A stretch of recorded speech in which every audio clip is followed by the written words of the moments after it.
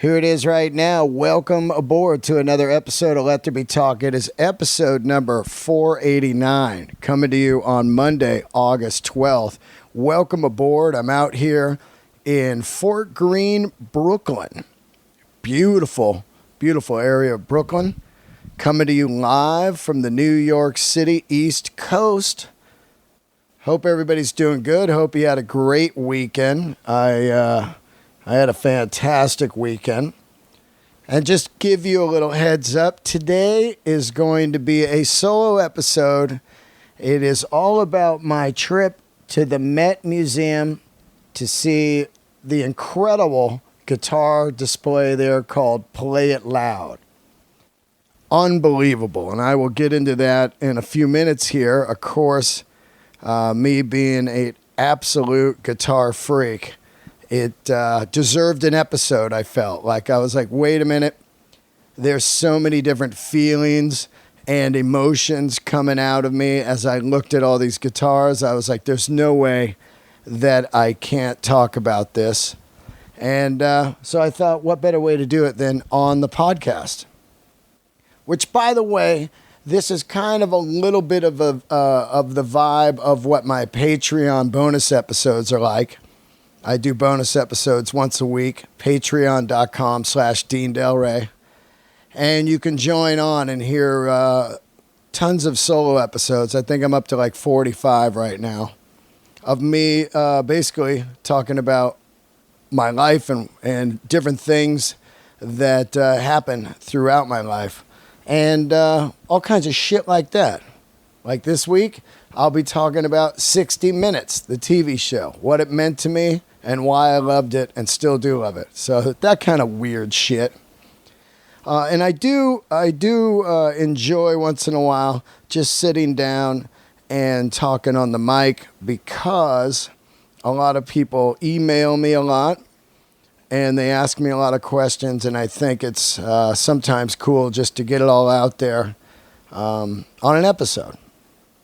So like I said, this is episode number 489. Coming to you today. Some quick stuff before I do get into it. Since it is a guitar episode, and I've been doing this offer for about 3 weeks or so, I'm going to do it today. What better episode to do this on than the guitar one? Because this is all about Jimi Hendrix. If you want to get an incredible Jimi Hendrix photo book, my buddy Baron Woolman, who was a guest here on Let There Be Talk a few years ago, and the first photographer for Rolling Stone magazine, and hands down one of my all-time favorite rock and roll photographers, has a coffee table book out right now. Jimi Hendrix coffee table book, 1968 to 70. Can you, I can't even imagine being a photographer in 68 and shooting Jimi Hendrix. I can't even comprehend that, to be shooting somebody that changed the face of guitar. If you really, I've talked about it a lot. You look at it, it's like, it's Jimi Hendrix, and then it's like Eddie Van Halen, as far as what I'm saying, as far as like completely taking the instrument somewhere else. And just, this book is unreal. Anyway, let me get into it. Here it is.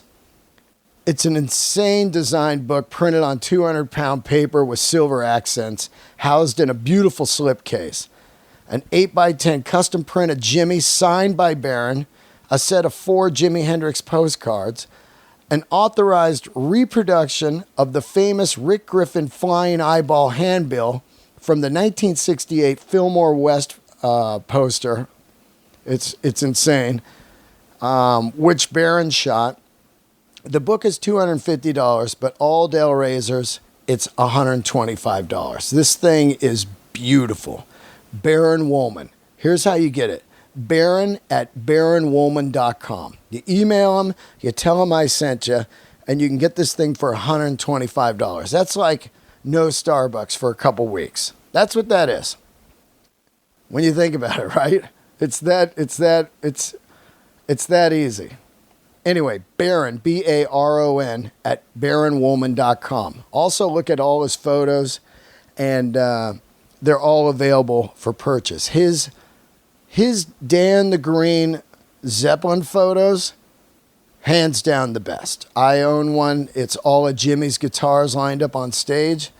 It's probably the greatest rock and roll photo I've ever seen.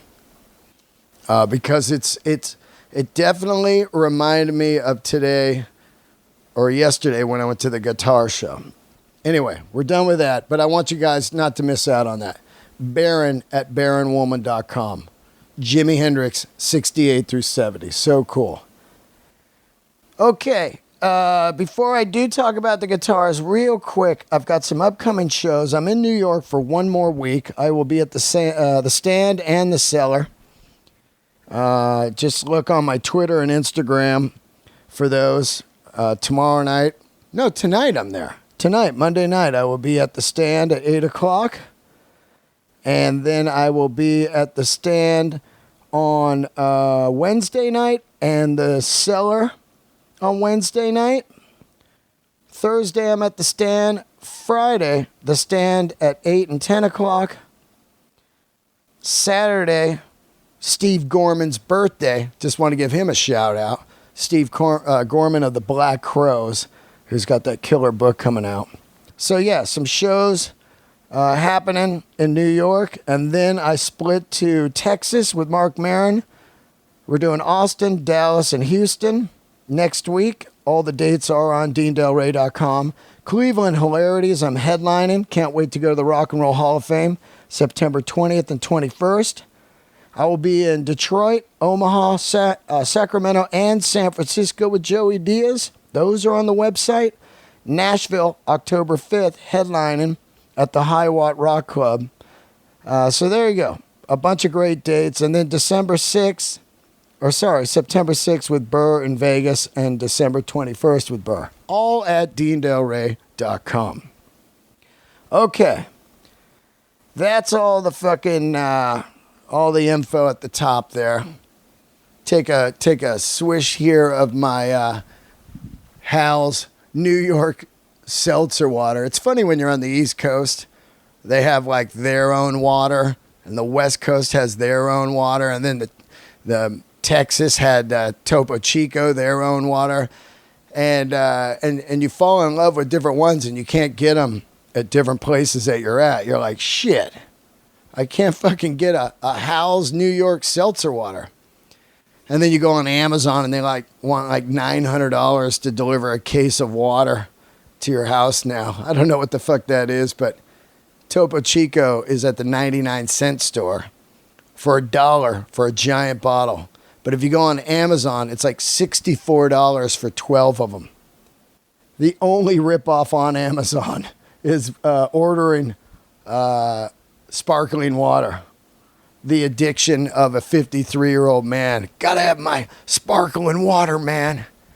Shit. I just trade one addiction for another over the years. That's all I've done. I haven't beaten anything. I've just traded it in. I was like, here's cocaine addiction.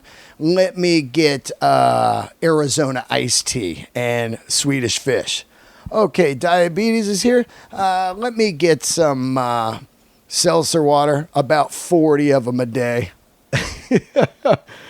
I don't know. I definitely know that addiction was passed down from my father's side of the family. My grandfather was a fierce alcoholic. I remember one time he was just driving me around in his car, and he was just completely drunk, had no idea. And then he passed out at the wheel at the mall, and the cops just came walking up, and they're like, what are you doing? I go, I'm just waiting for Grandpa to wake up. And they're like, yeah, okay, we're going to drive you home. I was surprised they did that. Back then, they'd be like, okay, cool. Well, we'll see you later. And then Grandpa would drive you home, shit-faced, smoking cigarettes, swigging some booze, right? One of my main addictions, and it was a healthy one, kind of, except for when it comes to shopping. But one of my main addictions, 100%, and it still runs through my veins hard, and I fight it a lot late night on eBay, is guitars. There is no doubt about it. Somewhere along the line, and I do believe it was definitely Angus Young with the SG. That was an early obsession for guitar with me. I was like, I gotta get one, and you're a kid, you've got a paper route. That's not going to get you the guitar. It's funny because you just have no idea how much guitars are. Back then, now it's ridiculous for a vintage guitar, but it is pretty accessible. From what I saw, the new Gibson line, they got some great guitars for $1,500.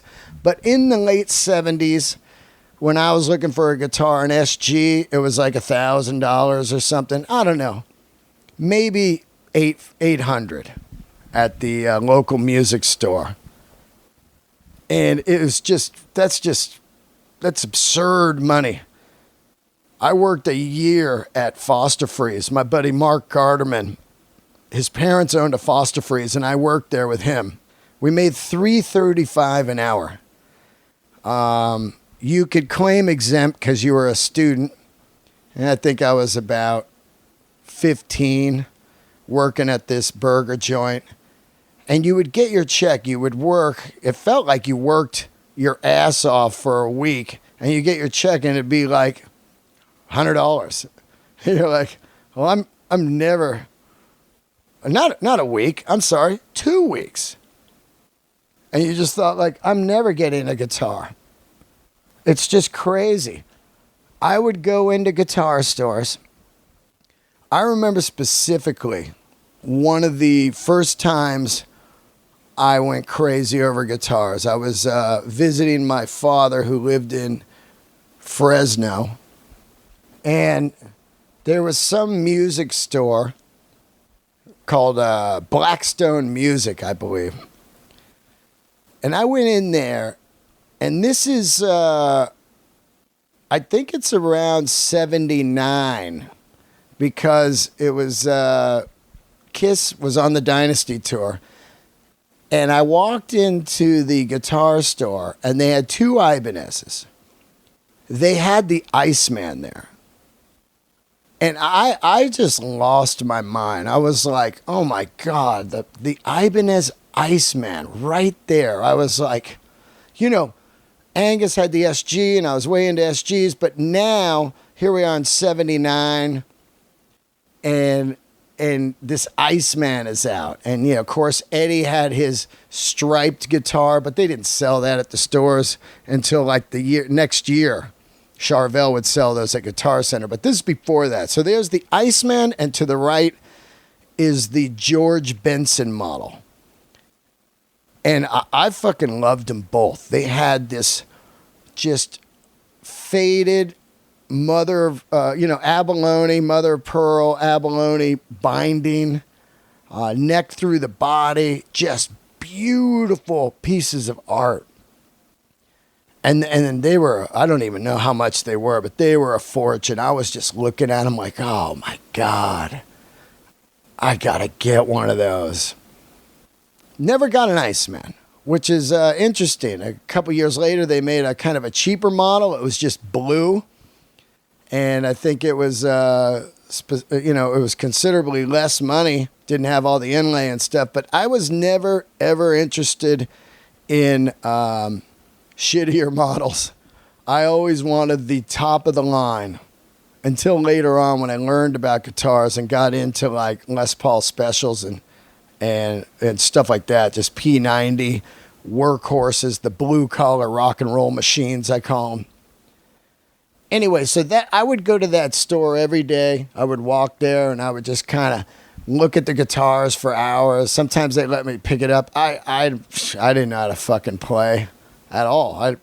Not one idea.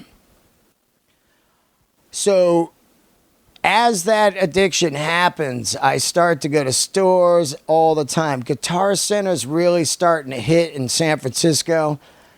It was on what was it on? It was on Van Ness, the original one. It was this small little one on the corner. And I remember going in there and just seeing the Eddie Van Halen Charvel, black with yellow stripes. And I was like, oh my God, that thing. They also had the Gene Simmons Axe bass, which I think Kramer made at the time. And I would just go to guitar stores all the fucking time. At the time, I was living in this kind of weird condo. My mom had this condo, and our neighbor was the Pablo Cruz drummer. He was either the drummer or the drum tech. And I still to this day don't really remember because I was a kid. But I remember one day he knocked on the door and said, hey, your mom says you like rock and roll. You want a drum kit? And he gave me a Ludwig drum kit. I was like, oh, fuck yeah, I want a drum kit. Yeah, and I set it up in my room. It didn't have any... I didn't have a stool. I remember I had the Kiss garbage can, and I sat on that as the stool, and it collapsed the first day I was trying to play the drums. But at some point, I loaded up those drums. Somebody told me they were worth some money, and I took them to the local music store and traded them for, at the time, Gibson came out with this line called the Les Paul and the SG. And they were mahogany, just wood, no nonsense. Had these dirty finger humbuckers. And they were just no nonsense. And I traded the drum kit for an SG. And here I was in, I believe, 9th grade with an SG. And then they burned me. They sold me this Ampeg combo amp with a 115, which I didn't know at the time. That was a bass amp. They're like, yeah, you want a bigger speaker. It's going to sound louder and cooler. And I was like, yeah, big speaker. That's what I want. And I got home. I got the Ampeg home, and I got the SG, and I just plugged it in. And I was taking some lessons. And the guy was teaching me the worst folk music. I was like, this isn't Back in Black, or Back in Black wasn't out. I was like, this isn't Highway to Hell. And I would plug it in. It was just totally clean because the 15-inch speaker wouldn't break up. I didn't know about a distortion pedal. Like, what the fuck is that? And then there was this guy. His name was Vic Mihalik. And this guy was a fucking outlaw. This guy robbed music stores and shit. He threw a brick through a window and stole a Les Paul 25th anniversary. Hid it under his bed. Whenever I come over, he'd be like, check it out. I'd be like, whoa, dude, that's not cool. Even back then, I never got into stealing, which is crazy. I would steal dumb stuff like gas. You know, back then you'd siphon someone's gas, but I never got into like stealing at stores. I think I stole a lock once at the Lucky grocery store and got caught. I stole a stomp box once and returned it. I snuck it back into the store. I never, ever got into that. I just always felt like, there was something about me. I was like, that's not happening. Anyway, he turned me on to the MXR distortion, the yellow MXR Plus. And I got one of those from trading some shit or whatever and got one and then it was on. And I just sucked at guitar. It was horrible. And then, you know, the high school kids needed a singer. And I thought, well, no one wanted to sing. No one back in the day wanted to sing. No one wanted to sing. They were just shy. It was crazy. Everybody was like, oh, we don't have a singer. There was so many bands looking for singers. You could be the worst singer ever and they would just hire you because there was no singers. I remember I was, I think I was like 15 and I auditioned for, it was either Vicious Rumors or their the spin-off band Scanners with Jim Casera. It was one of those. My brain is fried, by the way, just letting you know. I always worship Joey Diaz because he can just spat out stuff. Oh, yeah, August 72. I was there, you know, he named the car, everything. But anyway, I remember I auditioned for a band. At 15, these guys were like 20. I went in there, and I remember the song I auditioned, maybe I was 16. It was, I think it was I Can't Drive 55 or something, Sammy Hagar, and I just ate it. I could sing, but I had no idea how to sing with a band. That's such a different animal. And then a shitty PA, you're just done out of the gate. Anyway, so I started singing, and then I just didn't play guitar until I was 35 years old, I think. Ever again. I believe I was 35. Let me think. Nah, maybe it was like, I don't know, 98 or something like that. I don't know. That's when I started playing guitar.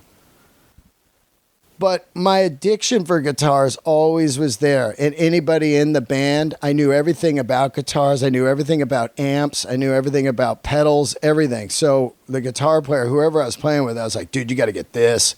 You need this and this and this. And then they would get that, and I'd be like, yeah, you got the shit, dude. But guitar addiction, always deep in my blood.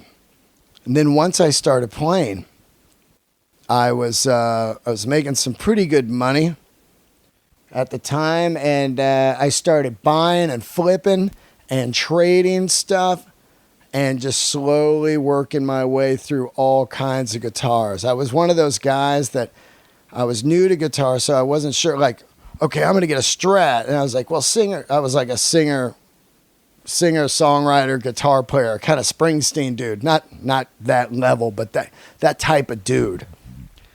Tweety Wilco, these kind of guys. Petty was my god. So, I'm going through all these different guitars, like, Strat. Okay, then I'm going to get a Les Paul. Oh, that's too much. Okay, at one time I had a Rickenbacker short scale.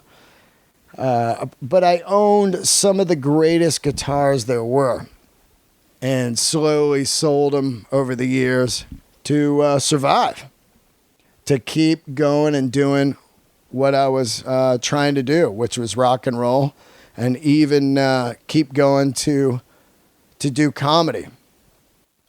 There was one point where I sold a 52 J45, an acoustic guitar that I wrote my entire first record, solo record, that's on iTunes, Lone Mountain Serenade.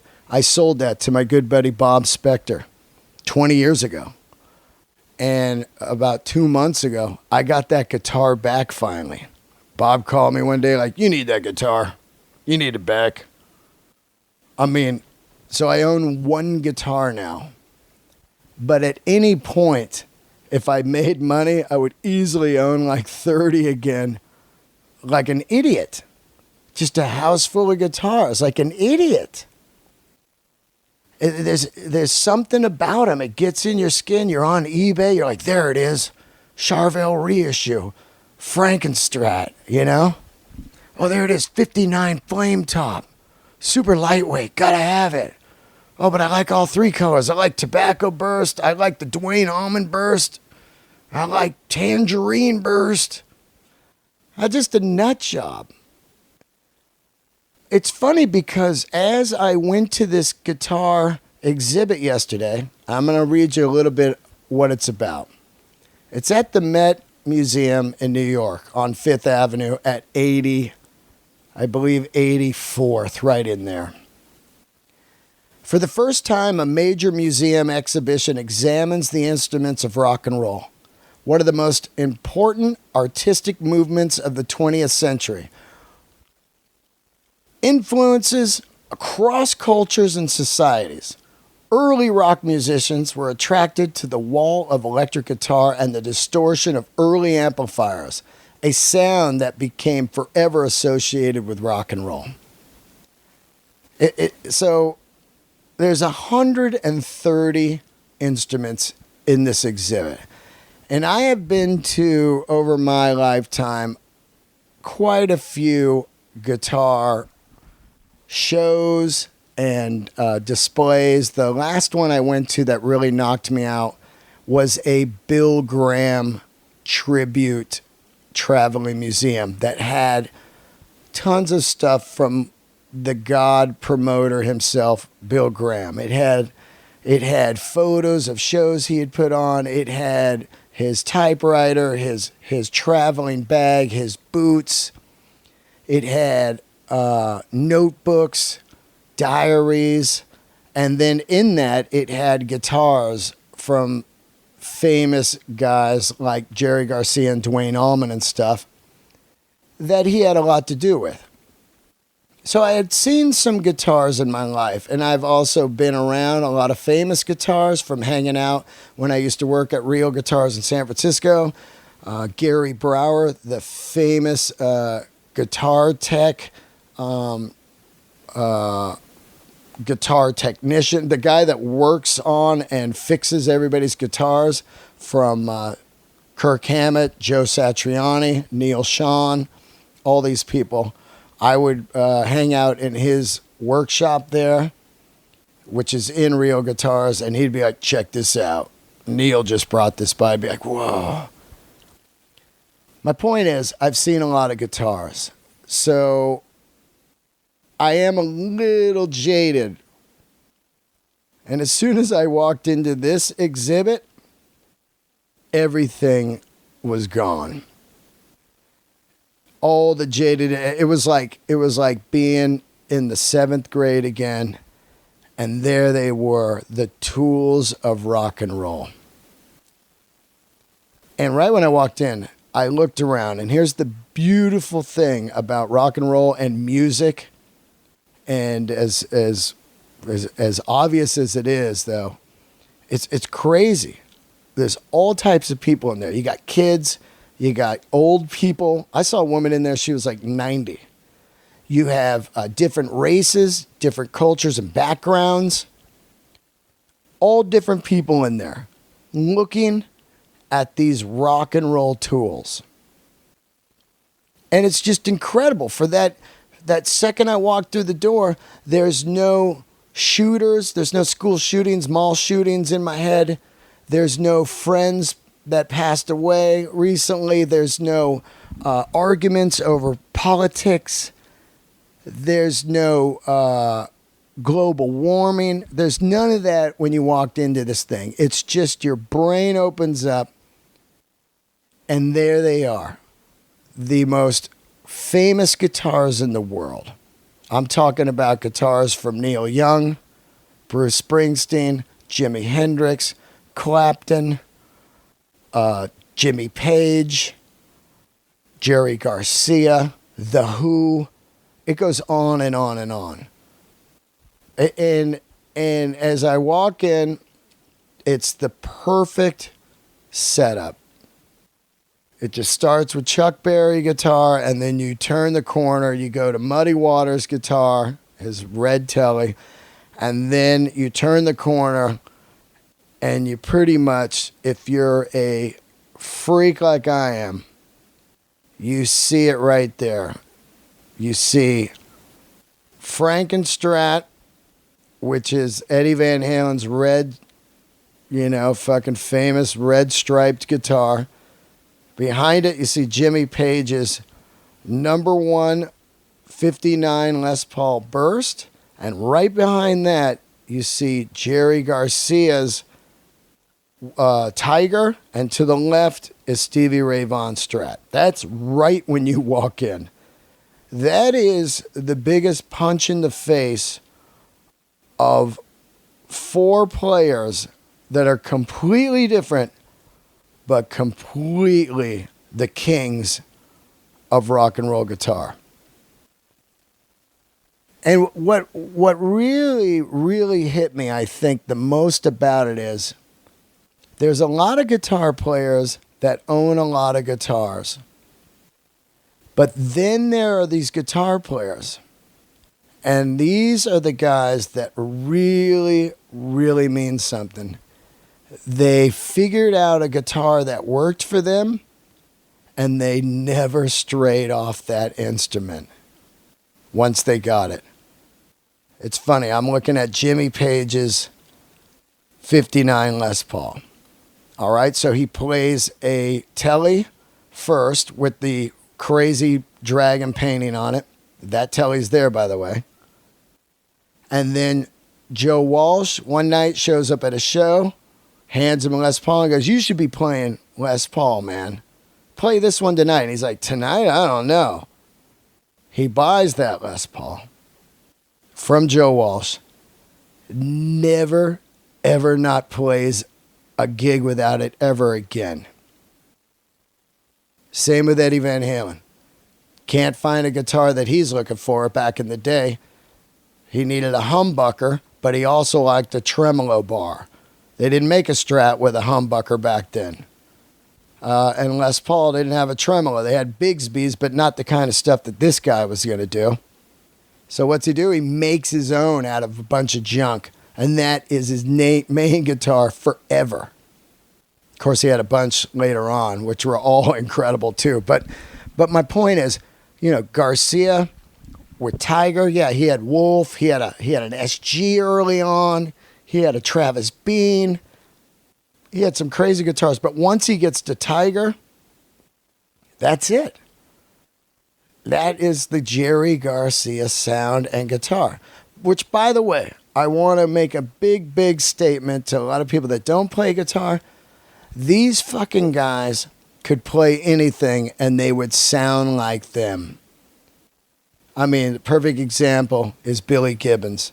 I seen him play a $2 piece of shit plastic guitar and he sounded like Billy Gibbons. Which, by the way, I was pretty surprised there was no Billy Gibbons guitar there, which one of his Les Pauls is the most famous, Pearly Gates. There was no Slash guitar there, which I was really surprised.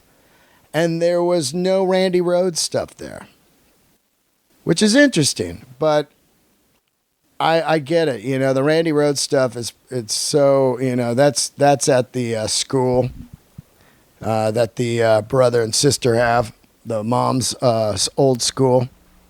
And then Slash, I don't know why. He's got a bunch of Les Pauls. He could have put one in there.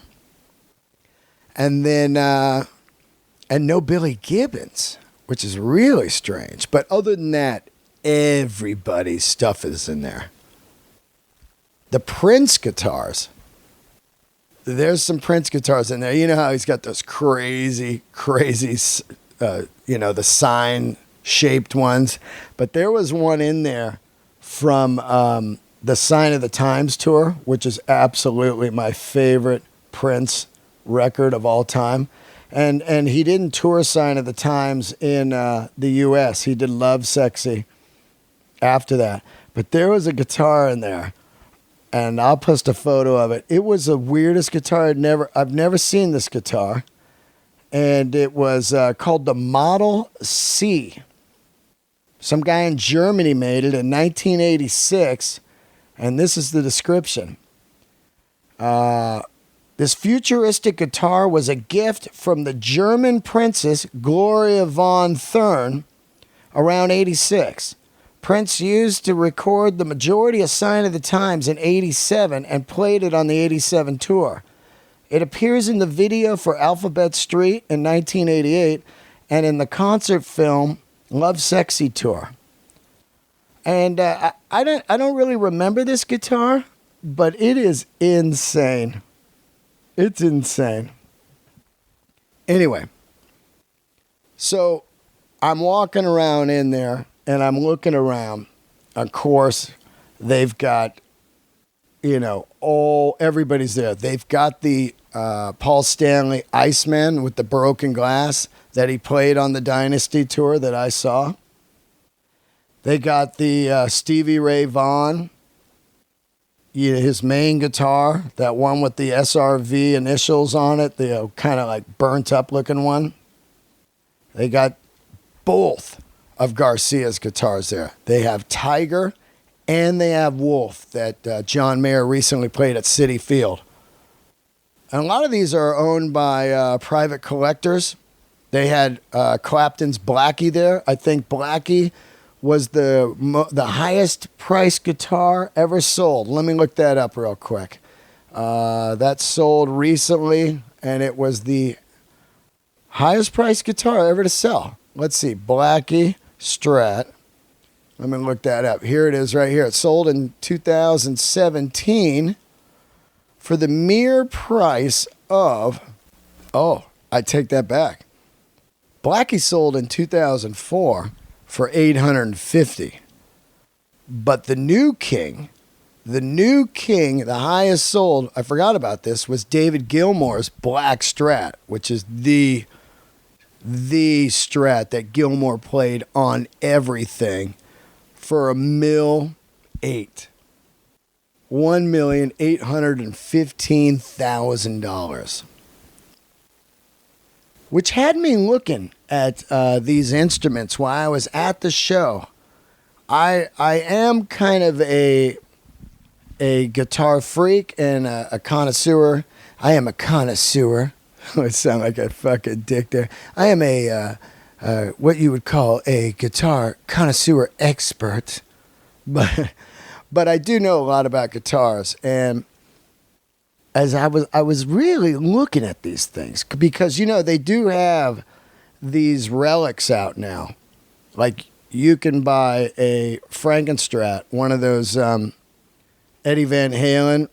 They made like 25 of his, exact, laser measured, everything down to the T. I was talking to Burr today on the phone, and he said, yeah, he goes, I don't like those, because even the guy, Eddie was saying, I don't even know which one's which. That's how good they are.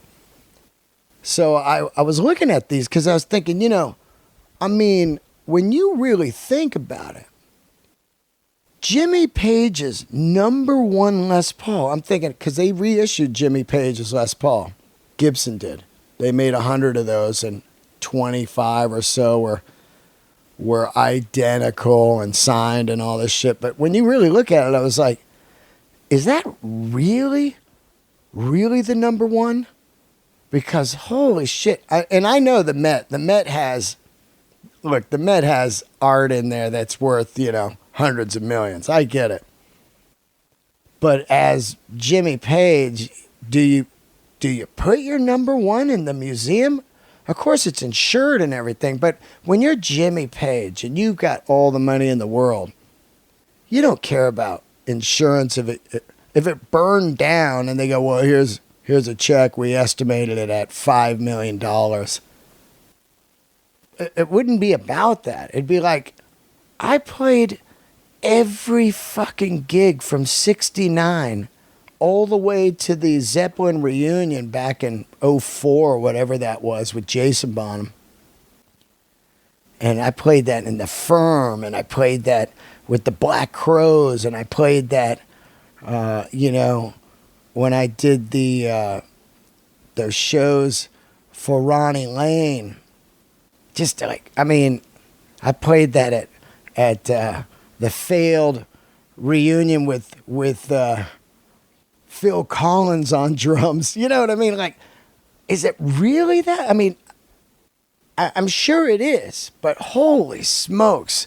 That's how monumental those instruments. Look, I looked at Tiger, Jerry Garcia's guitar, and Jerry Garcia just passed away. At the anniversary of it, he passed away on the 9th. And so there I was, like 2 days later, looking at his fucking guitar. And I even bowed to the guitar for a few minutes. I was just in there looking like a freak. Just kind of like, wow. Wow, there it is. Now, I know that's his guitar because there are no... there's Tiger replicas, but this is Tiger. It says Jerry Garcia on the fretboard. There's not another one out there. He's got two. He's got Rosebud, which is the second one, and then Tiger. But it's just, my point is, it's so, to wrap your head around it, first of all, I am a Carina V and Explorer freak. If you don't know what a Carina V and Explorer are, Gibson in 1958 made these two radical fucking guitars. And they made a third one, the Modern, or the Modern, however you want to pronounce it, with a Gumby headstock. This is all stuff that people are like, what the fuck is he talking about? This is weird shit. But I looked at it. Neil Young is an absolute god to me, and he is known for his P90 Black Les Paul with the chrome pickguard and the chrome pickup covers, which he did. And he is known for that guitar. That's the guitar that Neil Young is known for. Early in the days, he played a Blackguard Esquire. But somewhere along Harvest, he picked up a Carina V. And they had his Carina V there. And there's only like 50 Explorers made and 50 Vs made in 58, 59 because they failed. They were not popular. And now they are the most expensive guitars in the world. I think Kirk Hammett owns quite a few of these Vs.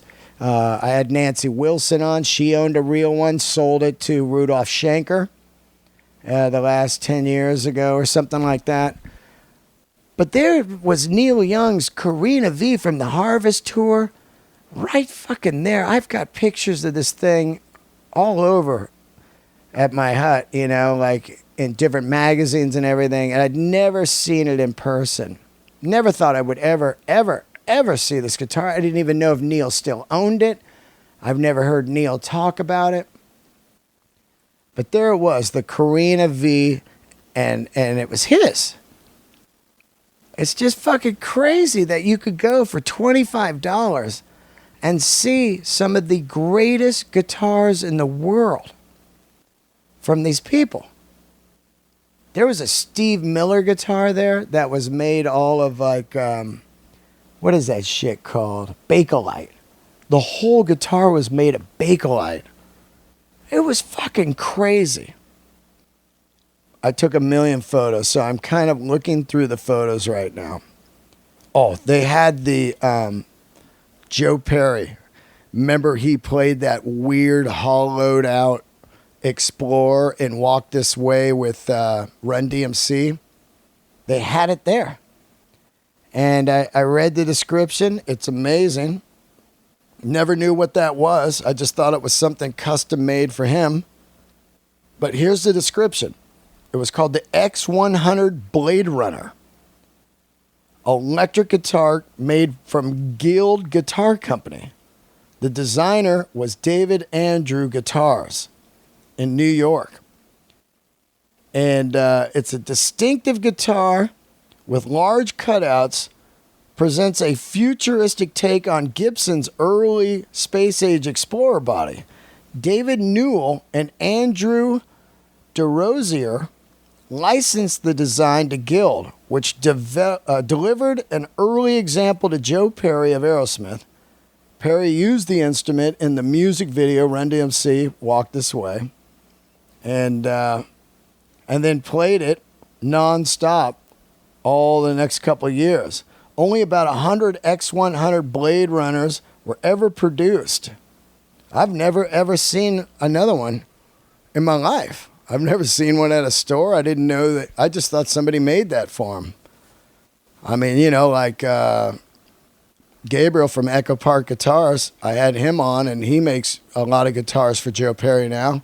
And over the years, Joe Perry has had some of the most incredible guitars I've ever seen, including his new signature gold top from Gibson right now. A one pickup, one knob with a tremolo. Joe Perry has always had some rad shit. Anyway, that's in there. They did have an Angus Young SG, and I've got to admit, I was kind of because it's just a black SG that he got in 1980, and they said he'd been playing it. He played it on the Live at Donington and Live at River Plate, and he played it at the Grammys. but it was, it didn't stop me in my tracks. Now, if they would have had the Back in Black SG there, and you can watch that on YouTube on Angus Young's Rig Rundown, I probably would have sat and looked at it for a half hour. Because that's how long I looked at Jimmy Page's Les Paul and Tiger, Jerry Garcia's guitar, and Eddie Van Halen's guitar. Time just flew by as I was just looking at every detail of each of these guitars. Because, we're probably not going to ever see them again.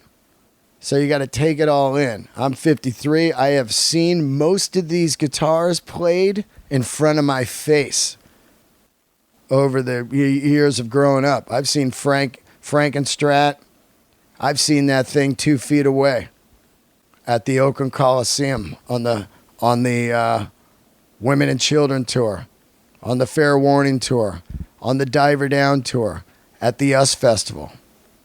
I saw that Jimmy Page guitar, that 59 Paul. I saw him play that with the Firm at Oakland Coliseum. I also saw him play that maybe 10 feet away from me on the Page Plant Tour in 96 at the Shoreline. I've seen these guitars in action. So for me to get to look at them up close, and it's pretty interesting to see these things. They were all kind of clean. I think they really cleaned up these guitars. I was thinking there was going to be like gook on them. Like these people, I heard years that Jerry never cleaned his guitar ever. And Tiger was just like, it just had like heroin sweat and ice cream and tobacco stains all over the fretboard. But this thing was spotless. Man, I'm still, you can tell I'm still kind of juiced from seeing all these guitars. There is one room there that you go in and it has 4 video screens and it's set up in a circle. And you go to the first circle, and this room probably knocked me out the most. It has Jimmy Page, Keith Richards, Tom Morello, and Eddie Van Halen. And they're set up in a circle, but you're kind of going around. It's kind of like a octagon a little bit. And I walk in, and the first thing I see is Eddie Van Halen's 3 Marshall stacks, the original Frankenstrat white with the black stripes, which this is all repro because he painted over that and everything. But they set it up to exactly what his touring rig looked like in 1978-79. So there it is. The foot pedals, that giant fake World War II bomb that he put the Echoplex in. I remember that. And then the amps with no Tolex on them, just pine-looking wood amps. And then his stomp boxes, and it just stops you in your tracks. And then they throw up a video, and it's Eddie talking about how he came up with making his Strat and his sound and everything. Then you turn the corner, and there's Keith Richards' 2 high-powered tweed twin Fenders with a 59 Paul with the Bigsby, the one he played on, I think it was Ed Sullivan or whatever. And then Keith comes on and talks about how he got into guitar. And then you turn the corner, and Jimmy Page's entire live stage setup, which fucking knocked me out. His amps, which I never knew he played orange cabinets. He played some Marshalls, and he played 2 orange cabinets. He had 5 cabinets on stage. He had a Marshall Super Bass that was his main amp, which I never knew it was a super bass, and then a couple other Marshalls, and then the Theremin, the woo, and some foot pedals, which, by the way, they have, and if you've listened to this show over the last almost 8 years, you've heard me talk over and over and over about Jimmy Page's Dragon Pants. They got his fucking Dragon Pants and top the full suit, the dragon suit, the black one. They've got that in there, fucking on a mannequin holding a double neck. Dude, the dragon pants are in there. I read the description. It said it took a year to embroider the dragon pants. I still want that person on the podcast. A year. Fucking Jimmy Page dragon pants are in there. That knocked me out more than anything in there. I mean, look, the guitars are cool, but everybody had a guitar. Nobody had dragon pants. What, are you kidding me, man? It's just fucking rock and roll. When I saw the dragon pants, I just froze I just said out loud, I go, dragon pants. People looked at me like, what? I was like, oh, nothing. Oh, man. Anyway, and then you turn the corner and there's Tom Morello's stuff, which Tom Morello rightfully should be in there. He took the guitar to another level of playing guitar in a hip-hop fashion that sounded like scratching of vinyl. And I mean, you guys know, you're not fucking stupid. I'm here describing it, but I never knew how he made a lot of the sounds, and it was with an Allen wrench instead of a pick. I never knew that. He's just fucking rubbing this Allen wrench on the strings. Oh, man. You guys gotta see this, man. You've got to go. And I don't know if it's going to be in LA and San Francisco later, if it's a touring thing for a year. I should have asked, but I didn't, like an idiot. But if you are on the East Coast at all, it's there till October 1st, I believe. Let me look real quick for you. It is there till October 1st. Yeah, October 1st it ends. I might have to see it again. It was that fucking insane. I know that Nick Perry from Underground Thieves is coming in Sunday, and I'm supposed to interview, do a solo interview. I'm hoping this happens. I shouldn't even say because I always jinx it when I say, but Greg Raleigh. I'm supposed to interview Greg Raleigh. He's playing the Garden on Sunday with Ringo Starr. And if I don't or whatever, I probably will go again with Nick Perry, which, by the way, if you're a New York resident, show your ID. You can get in for any price. You can give them $5, $10, whatever you want to donate for the New York residents at the Met. I didn't even see another thing at the fucking museum because I was so obsessed with that. I really wanted to see the Apollo. They have the moonwalking photos there from the first walk on the moon. I didn't even get to that. The place closed at 5:30. I got there at I think 3 o'clock, and I was just in my own world. Anyway, I hope you guys aren't bored of me talking about guitars, but I just thought that I really should talk about that because I just think that it's so incredible to be able to see those guitars and then see people in there of all ages and, like I said, types and races and everything enjoying these pieces of art. They're absolutely pieces of art. I love architecture. I love design. I love style, and guitars are all of that.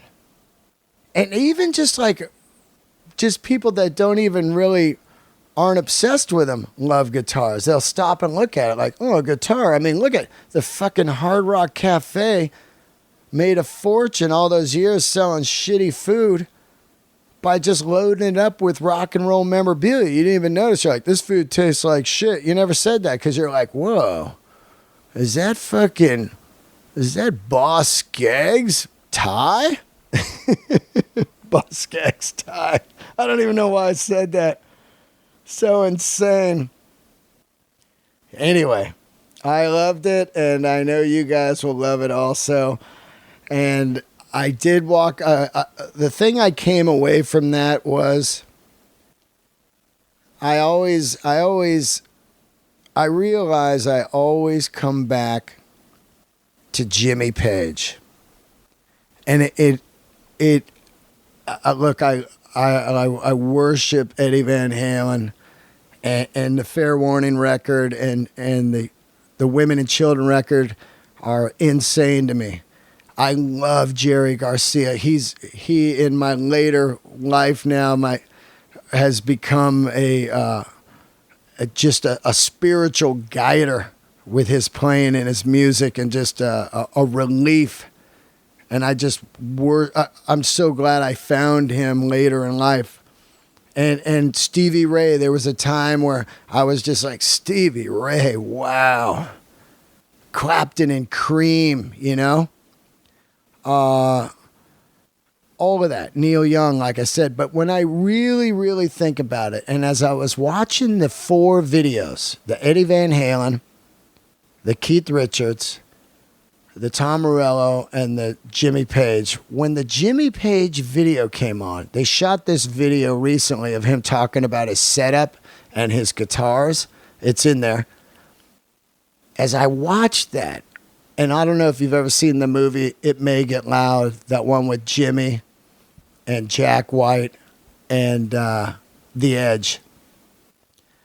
But when you watch Jimmy, there's something still to this day, at whatever age he is, there's something about that fucking guy when he puts on a guitar. The mystique and the insanity and the feel and the tone and the vibe is just, it's just a completely, it's something else, man. It's everything about rock and roll right there. Dragon Pants, the Les Paul, the Marshalls, the songs, the mystique, the outlaw danger. Everything about that man is the pinnacle to me of rock and roll. As much as all the other guys are insane, and they are all incredible, everybody in that museum, Jimmy Page, man.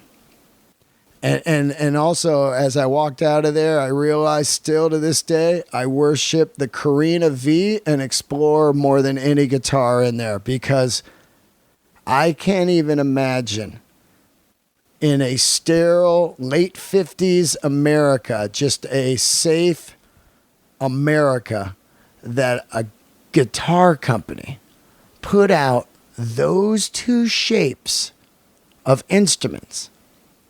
Nobody had ever done anything weird like that. And they put them out in 1958 and 59. I just trip out on that. Anyway, I wanted to thank you guys for just listening to me talk about the rock and roll guitars. And I hope that you guys enjoyed it. And I hope that you do get a chance to see these pieces of art. Thank you for tuning in. Check out the patreon.com/Dean Delray. Check out the YouTube channel, Dean Delray YouTube channel. Subscribe to that. And also leave a review on iTunes and tell all your friends. We're getting close to number 500 here, and some great guests coming up. Thank you from New York City. I will see you out there. Keep the candles lit.